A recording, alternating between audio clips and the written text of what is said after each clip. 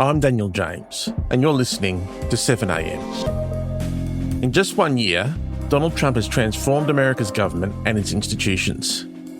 His actions and agenda reflect a far more emboldened president in his second term. And the guardrails designed to keep a president in check, from the courts to Congress, are buckling.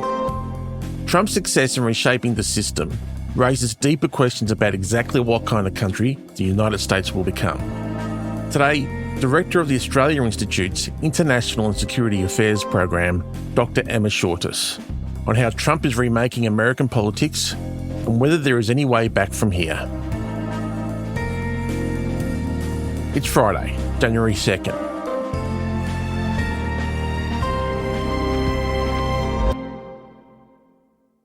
Emma, we're almost a year into Donald Trump's second term.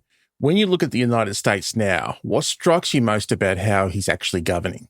I think the most striking thing, Daniel, is that Trump is doing exactly what he said he would do. You know, he and Project 2025 gave us all the plans. They wrote it all down and said it out loud, and now they're doing it, you know, and I think the best description of how they're doing it is to move fast and break things. Since his swearing in, Trump has been pursuing plans laid out in Project 2025 to dramatically expand presidential power and reduce the size of the federal. The Trump administration's beginning mass layoffs of federal workers, impacting multiple agencies. It's a big, tremendous saving for us. We want to downsize government, but make it better. President Donald Trump's administration is dismantling the U.S. Agency for International Development, or USAID. The Trump administration is stepping up its push to break up the Department of Education, transferring much of the agency's workload, including 6 offices. So I think for me, that's the most striking thing. But I guess perhaps the most surprising thing about that is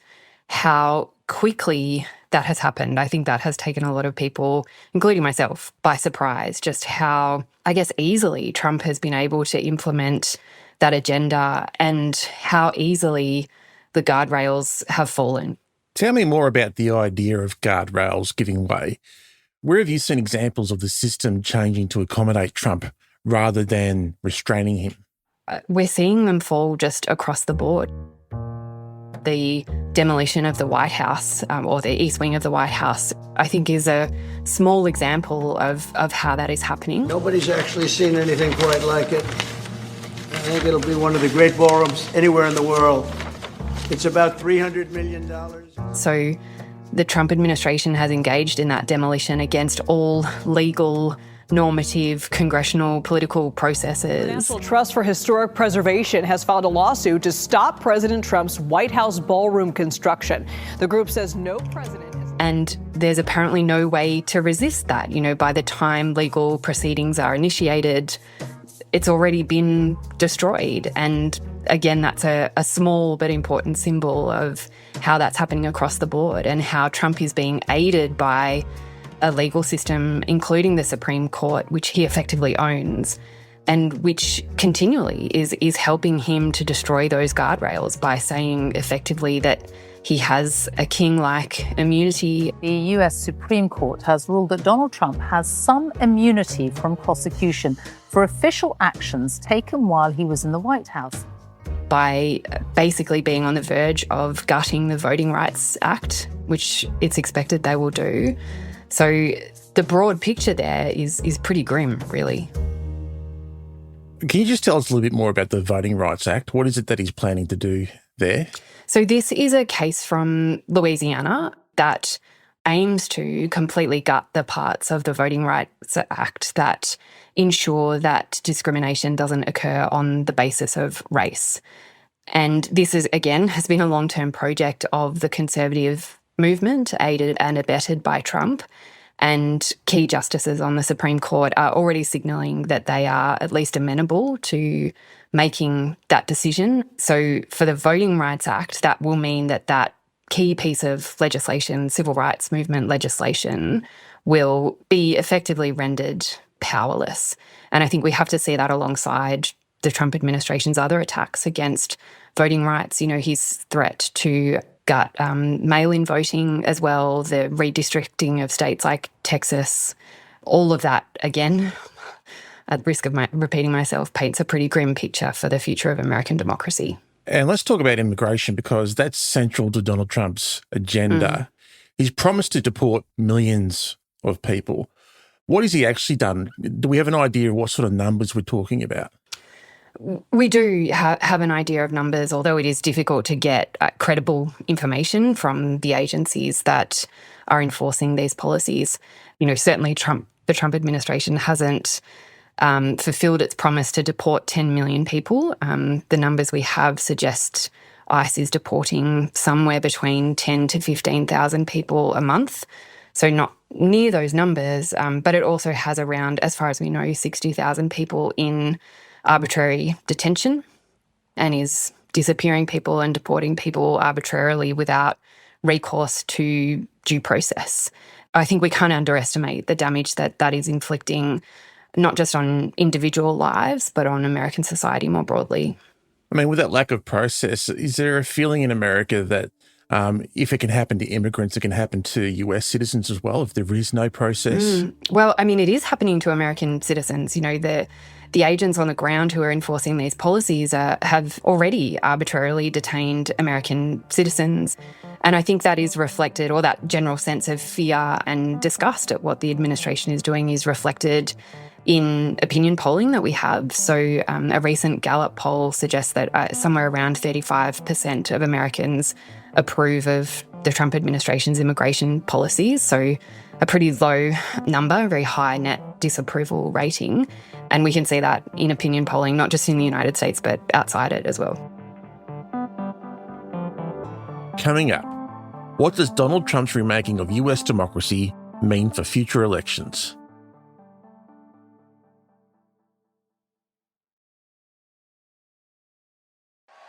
When you look at the costs of groceries, the cost of bacon, where it went up 4 and 5 times. Bacon. I don't order bacon anymore. It's too expensive. Emma, there is one big promise that Donald Trump hasn't delivered on, and that's affordability. He was elected on a platform of making life cheaper. One of my top priorities will be to quickly defeat inflation and make America affordable again. We will quickly defeat it. So do you think that failure is going to hurt him as well? It's a really difficult question to answer, I think, because Trump is so extraordinarily good at reframing narratives and at redirecting blame. So it's been really interesting to see a lot of the coverage of a rally that Trump held in Pennsylvania, which was supposed to be, or was billed as, the affordability rally, where Trump would address these concerns and public opinion shifting against him when it comes to affordability, because exactly as you said, he hasn't fulfilled those promises. We're bringing those prices down rapidly, lower prices, bigger paychecks. You're getting lower prices. And, Trump did talk a bit about affordability. He called it a hoax. He called it all a hoax, unsurprisingly. Prices are coming down very substantially.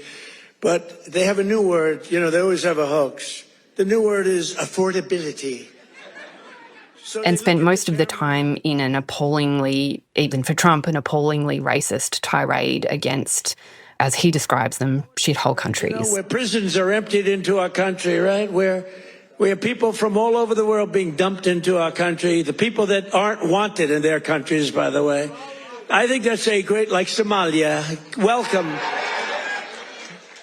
Do we have any? And a lot of the coverage of that rally describes Trump as, being unable to stay on message when it comes to affordability or being distracted. And I don't think that's necessarily what's going on. I think what Trump is doing is what he always does, which is redirecting blame to others. And I think that was a very effective example of how Trump does that and how so much coverage is still unable to grapple with how effectively he does that. So affordability, of course, is a huge issue for Americans, and the Trump administration is actively making the problem worse through tariffs, through the failure to, or the refusal, I should say, to renew those tax credits that made health insurance more affordable for people. Americans are looking at enormous increases in their monthly health insurance costs on top of a cost of living crisis. So Americans are deeply economically insecure, but what the political consequences of that are and whether it comes back to bite Trump, I think, is far from settled. Looking ahead, we've got the midterms in November of next year. In a normal cycle with this level of discontent, you'd expect the president's party to take a political hit. Is that what we're looking at here? I don't think so. I mean, you use the word normal there. This is not normal, and we can't treat it like it's normal. You're absolutely right that in a normal political cycle, we would expect Republicans to be absolutely wiped out at the midterms. We would expect to see a blue wave, and for Republicans to lose control of the House. And now, look, that may still happen. There was an election in Miami where a Democrat won comprehensively for the first time in something like 30 years. Miami is now run by a Democrat. And that's an indication, I think, of how things are going nationally. I think we saw that in the latest round of elections where, of course, famously, Mamdani was elected as mayor of New York. But having said that, Republicans are reading the writing on the wall, and Trump is reading the writing on the wall, and they are engaged in very effective efforts to re-engineer American democratic institutions and processes so that they can hold on to power. They're gerrymandering in states like Texas. They likely will in states like Louisiana. They are not the slightest bit interested in giving up power. They want to keep the power to decide who is American and who gets to have a say in what America is. And so do the Democrats have any kind of counter strategy that matches the scale of what's happening? No, in a word, they don't. I mean, there are signs of it, absolutely. I mentioned New York earlier. I mentioned Miami. Democrats won comprehensively in a series of elections not that long ago. But there is not a broader strategy, I think, to oppose Trump. The Democratic Party is still engaged in a war with itself about not only, how to oppose Trump, but what it even stands for. And I think we could see that in the results in New York, where, the progressive wing of the party mobilised a base, won a comprehensive victory, and was met with, indifference and sometimes disgust by the leadership of the party. Senator Chuck Schumer couldn't even bring himself to say that he had or hadn't voted for Mamdani. And in the face of such an onslaught against American democracy from Republicans and the Trump administration, that is, I think, an egregious failure on the part of Democrats. If we take a look beyond just the United States, where do you see Trump's influence most clearly on the world stage? I think I would start by saying that we can't draw arbitrary lines between US domestic politics and what the United States does abroad. What the United States does abroad is a projection of domestic politics, and it always has been. Trump, I think, just makes that more obvious. And so the influence is everywhere.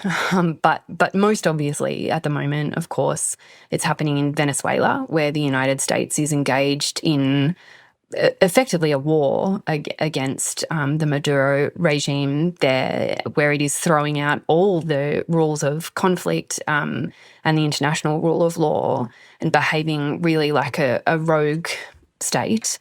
And that is, I think, going to extreme lengths in Venezuela, but we're also seeing it in other areas. The Trump administration has just released a new national security strategy where it effectively commits to interfering in the domestic democratic politics of European nations to its own ends, where it's effectively said it will support the far right in Europe in order to, quote unquote, rescue Western democracy. And really what that national security strategy is a foreign policy of white supremacy.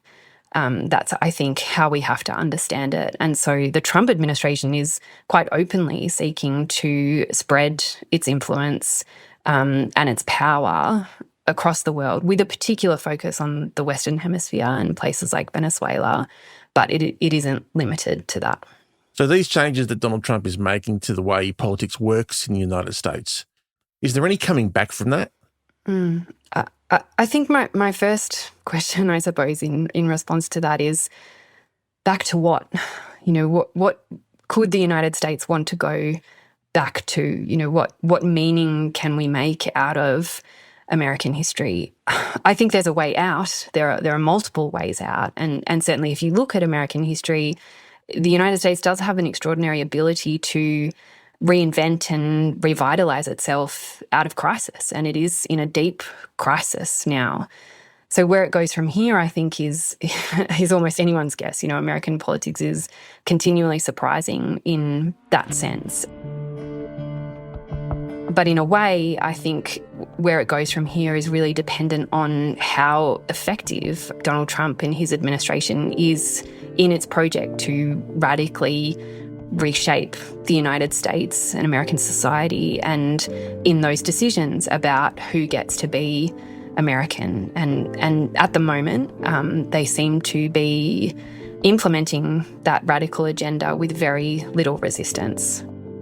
That may change, but at the moment it's not clear where that resistance will come from and how united it could be. Emma, it's always great to speak with you. Thanks for taking the time to speak with us. It's a pleasure. Thanks so much for having me.